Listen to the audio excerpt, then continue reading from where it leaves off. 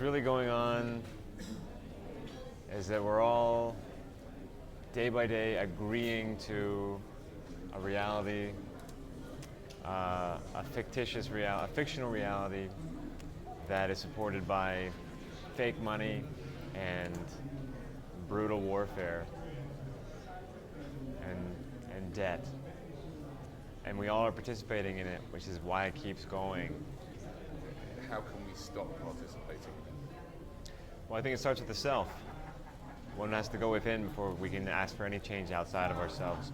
So it starts with the individual, making the necessary changes to align our moral compass so that we are always operating from the right place and doing the right thing and contributing in a way that's positive and that can help other people snap out of their trances. And What changes have you made?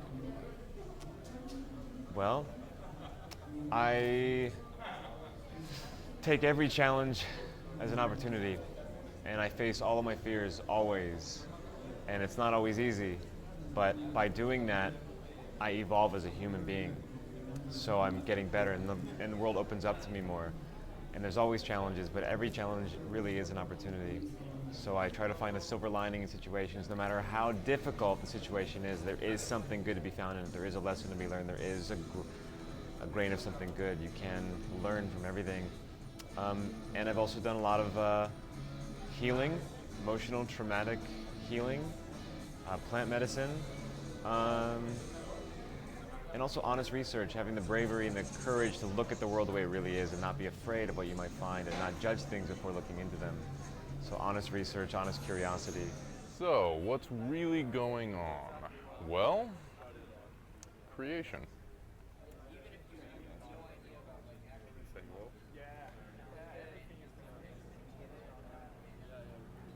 I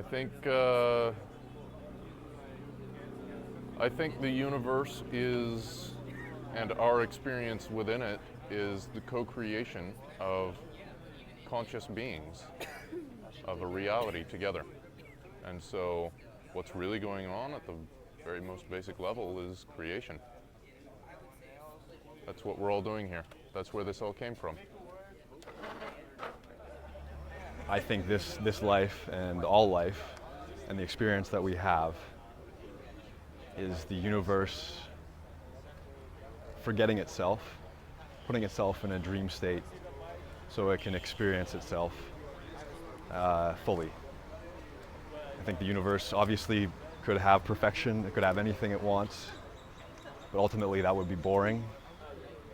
And so just as we go to sleep at night to live another day, it chooses to go to sleep so that it can have this incredible experience. And that's what I think is going on. In my knowing, there is a desperate need for connection, and as beings, we're wired to connect. And in doing so, we continue to step into new experiences. And those experiences open up capacity to continue experiencing. I think there is a point where we reach where the experience unfolds into itself and the individual becomes its own idea. And this, I believe, is perhaps called transcendence. And in that transcendence state, something that I have absolutely no idea, I don't think it's possible to conceptualize.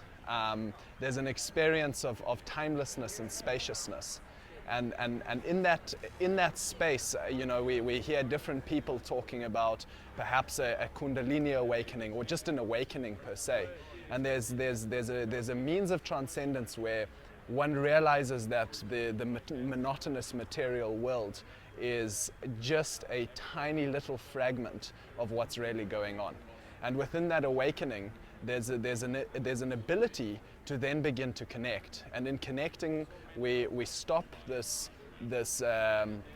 almost indoctrinated means of projection and continued projection, and realize that perhaps this is all just one big reflection.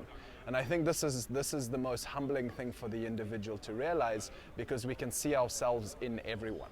And in seeing ourselves as seeing ourselves in everyone, in everything, there's this connection to the whole that happens. It's no longer just a, you know, often there's a fragmented connection where you meet someone and something happens, but now it's a much more holistic and incorporated reflection where we see ourselves in everything and everyone. And that interconnectedness is the foundation for transcendence in my mind. And it's an interconnection between on the ascendant plane, it's the interconnection between reflection and projection, and on the horizontal plane, it's the interconnection between intention and action. And I think this point where all of these intersect, there is transcendence or flow state, which I believe is you know, the dreamer is then able to experience. To experience the idea outside of the bounds of and the conditioning of time and space. So I think that's really what's going on, and we're well on our way there.